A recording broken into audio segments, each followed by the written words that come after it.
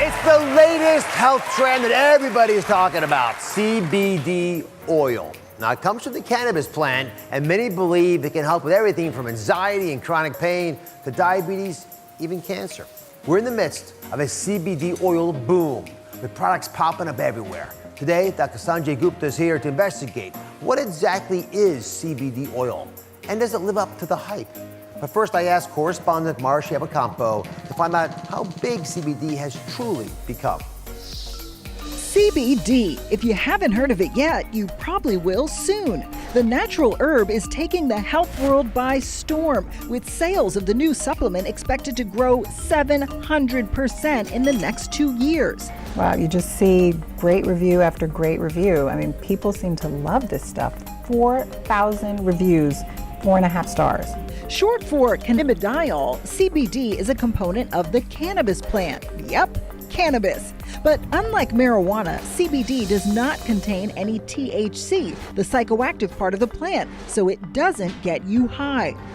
Over the last few years, CBD has started popping up in everything from gummies to face cream to toothpaste. There are even CBD treats for your pet. So what does it do? Research has been limited, but proponents say CBD has all the benefits of medical marijuana without the intoxicating effects, helping with insomnia, pain management, and anxiety. There's a revolution, a whole movement happening now with plant-based wellness, which is our primary interest, celebrating the power of all plants, which have not been properly represented. And the question everyone asks is it legal? Dr. Sanjay Gupta, CNN's medical correspondent, the chief one, and has reported on the latest research behind CBD. So if you know what, break this down for everybody. I'd like to take your thoughts on what it really is so people can get this into their heads. Well, you think about the cannabis plant, marijuana, it's called cannabis. It really has lots of different ingredients, but two primary ones. One is THC. That's the stuff that's the recreational drug. It's what gets people high, gives them that euphoria. And there's CBD, which is cannabidiol. It's something that doesn't cause a psychoactive component. It's believed to be a medicine. It's been used as a medicine in decades past, and it's getting this resurgence, as you just heard. So just to be clear, we've talked about medical marijuana in the past.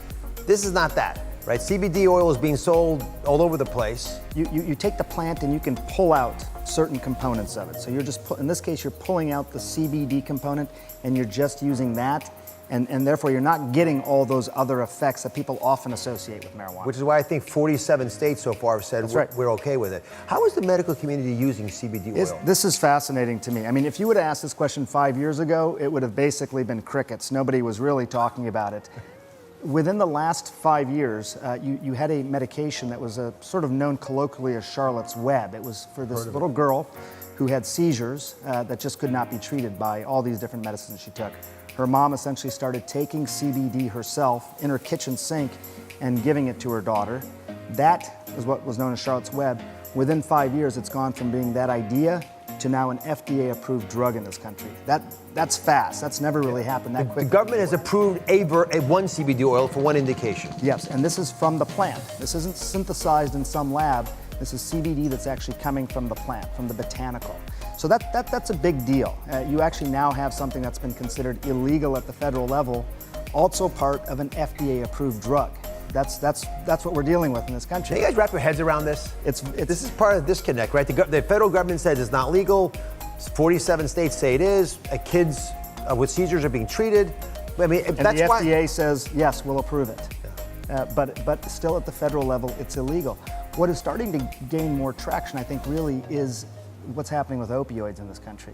What they found, Dr. Oz, was that in several states that had approved CBD legislation, they saw their opioid prescriptions start to go down. So that's an area the medical community is really, really focused on.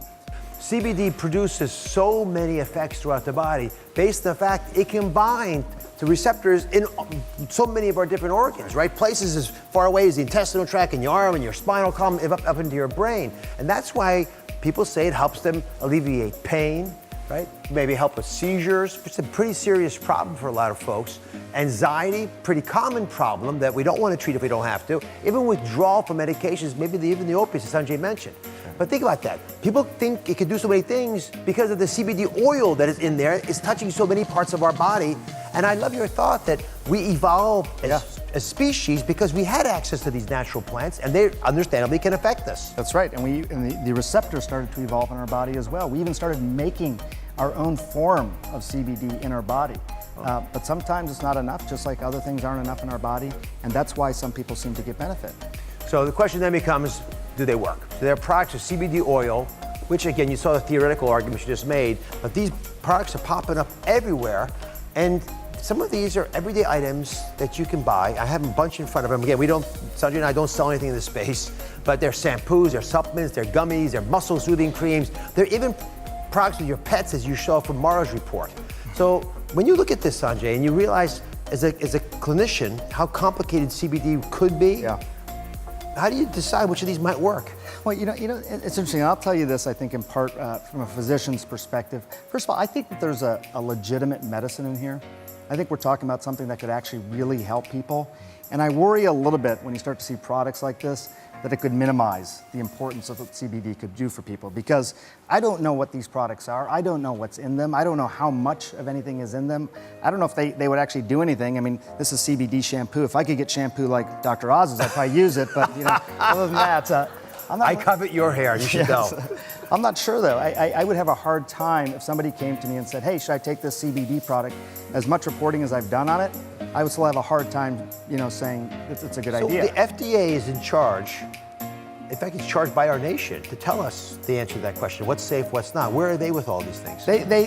So this is an illegal substance at the national level. This is illegal. Illegal. At the same time, as we talked about earlier, the FDA has said, you know what, we think there's enough of a benefit here that we're willing to approve a drug specifically for epilepsy that's based on CBD. And part of the reason I wanted to cover this topic is you can buy these products anywhere. Really, you can go down to your local store in 47 out of 50 states, buy it online pretty much anywhere you want, and the government's not going to come and kick your door down.